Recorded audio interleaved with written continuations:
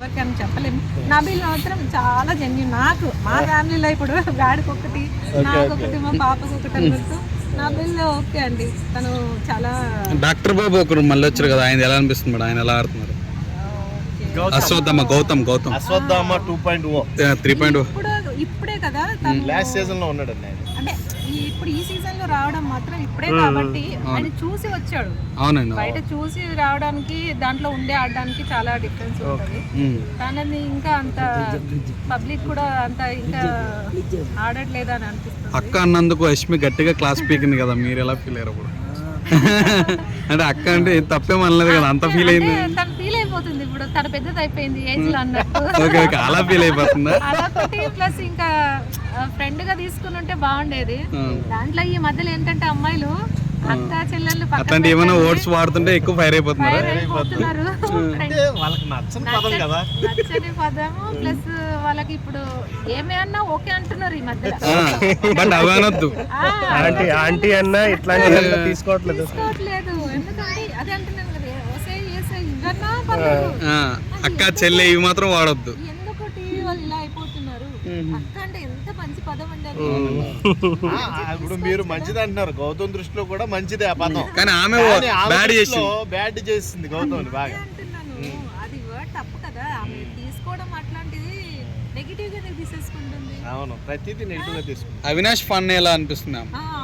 ఈ మధ్యలో కొంచెం తనది కూడా తగ్గిందండి లాస్ట్ టైం కంటే. ఈసారికి చాలా బాగా ఆడాడు. ఈసారి ఏంటో మరి తెలియదు, అంతగా అనిపించట్లేదు. సో చాలా మంది సీజన్ 8 లేవడానికి కారణం వీళ్ళిద్దరే అంటున్నారు. లైక్ ఫన్ చేస్తున్నారు రోహిణి అండ్ అవినాష్. ఇప్పుడు కామెడీ యాంగిల్ లో చూసుకుంటే రోహిణి అవినాష్ గారు హౌస్ లో లేకపోతే సీజన్ 8 అసలు ఏమీ లేదు అని అంటున్నారు అని అందరూ ఒపీనియన్. మీరేమంటారు? నాకు రోహిణి బాగా చేస్తుంది. తను అమ్మాయి కష్టపడి వచ్చింది. ఈవెన్ ఆమె కాలు బాగాలేకపోయినా సరే కానీ తను బాగా గేమ్స్లలో కూడా ఆడుతుంది. తను బాగా జెన్యూన్ గా ఆడుతుందండి. రోహిణి మధ్యలో వచ్చినా కానీ తను ఫుల్ 100% ఇస్తుంది. మీ అంచనా ప్రకారం టాప్ 3 ఎవరు ఉంటారు ma'am? Even Rohini, Nabeel and అమ్మాయిలలో ఈ అమ్మాయి కన్నడ అమ్మాయి యష్మి. Thank you. సీజన్ 8 తో పోలిస్తే సీజన్ 7 తో పోలిస్తే 8 డల్ అయింది అంటున్నారు, దాని గురించి? కొంచెం డల్ గానే ఉందండి. కాంటెస్టెంట్స్ అందరూ కొంచెం కొత్త వాళ్ళని తీసుకున్నారు కాబట్టి యాక్టివిటీస్ పెట్టారు కామెడీ పరంగా, దాంతో కొంచెం హైలైట్ అయింది తప్ప. మీ ఫ్యామిలీలో ఎవరికి సపోర్ట్ చేస్తారండి? ముగ్గురు ఒకరికే చేస్తారా లేకపోతే సపరేట్ ఫ్యాన్స్ ఉన్నారు? మొత్తం నబీలేనా? మీరు కూడా నబీలే? ఒకటి ఉంది. Thank you madam. డైలీ చూస్తారా బిగ్ బాస్ ప్రోగ్రామ్? టైం చూస్తుంటా, పిల్లలు చూస్తారండి. మీరు చూడక తప్పదు. Thank you. Okay madam, thank you. అప్పుడప్పుడు మిస్ అవుతుంటుంది. ఓకే, ఏంటి మేడం బిగ్ బాస్ ప్రోగ్రామ్ మీద మీ ఒపీనియన్ ఏంటి? ఫ్యామిలీ ఎంటర్టైన్మెంట్ అంటే దానివల్ల ఎంటర్టైన్మెంట్ వస్తుందంటారా? 1 month 3 months జరుగుతుంది కాబట్టి 3 months అంటారు. Short time. Okay, family week ఎలా అనిపించింది అండి మీకు?